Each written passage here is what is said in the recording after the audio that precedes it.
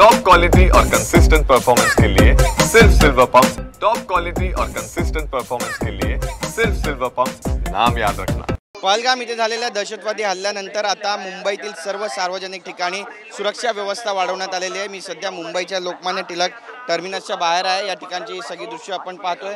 पोलिसांचा बंदोबस्त या ठिकाणी वाढवण्यात आले आहे। त्यासोबतच प्रवासी गावी निघालेले आहेत, त्यामुळे ठिकठिकाणी बॅरिकेडिंग सुद्धा करण्यात आलेली आहे। आपण पाहतोय की मोठी गर्दी लोकमान्य टिळक टर्मिनसवर झालेली आहे आणि मग ती पवन एक्सप्रेस असू द्या किंवा अनारक्षित प्रवाशांची रांग असू द्या, किती मोठी आहे ती सुद्धा आपल्याला या ठिकाणी पाहायला मिळते आणि त्या अनुषंगाने आता बंदोबस्त जो आहे तो सुद्धा या ठिकाणी वाढवण्यात आलेला आहे। मुंबईत दररोज प्रवास करणाऱ्या नागरिकांच्या आणि देश विदेशातून येणाऱ्या पर्यटकांच्या सुरक्षेसाठी रेल्वे पोलीस आता सतर्क झालेले आहेत। मुंबई रेल्वे प्रवाशांच्या सुरक्षेसाठी स्थानकांमध्ये आणि परिसरात सुमारे 10,000 CCTV कॅमेरे ठेवण्यात आलेले आहेत कार्यान्वित आणि त्यासोबतच मध्य आणि पश्चिम रेल्वे मार्गावर एकूण 139 रेल्वे स्थानकं आहेत, जिथून दररोज सुमारे 3,200 लोकल गाड्यांची वाहतूक होते। यामुळे दररोज सुमारे 75 ते 80 लाख प्रवासी प्रवास करतात।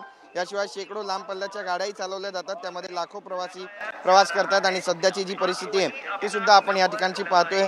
रेल्वे आयुक्तालयाच्या अखत्यारीत येणाऱ्या सर्व स्थानकांवर प्रवाशांच्या सुरक्षेसाठी CCTV आणि तसेच सुरक्षा जवान तैनात करण्यात आलेले आहे आणि तसेच पश्चिम रेल्वेवरील चर्चगेट असू द्या, मुंबई सेंट्रल असू द्या, दादर बँड्रा टर्मिनस, बोरिवली आणि मध्य रेल्वेवरील छत्रपती शिवाजी महाराज टर्मिनस, दादर लोकमान्य टिळक टर्मिनस आणि कल्याण या प्रमुख स्थानकांवर लांब पल्ल्याच्या गाड्यांच्या थांब्यामुळे विशेष सुरक्षा उपाययोजना आखण्यात आलेल्या आहेत आणि या सर्व ठिकाणी आता मोठी गर्दी झाल्याचं चित्र सुद्धा स्पष्टपणे पाहायला मिळतं। त्या अनुषंगाने आता रेल्वे प्रशासन सतर्क झालंय। कॅमेरा पर्सन किशोर भोवडसह गिरीश गायकवाड, TV9 मराठी, मुंबई।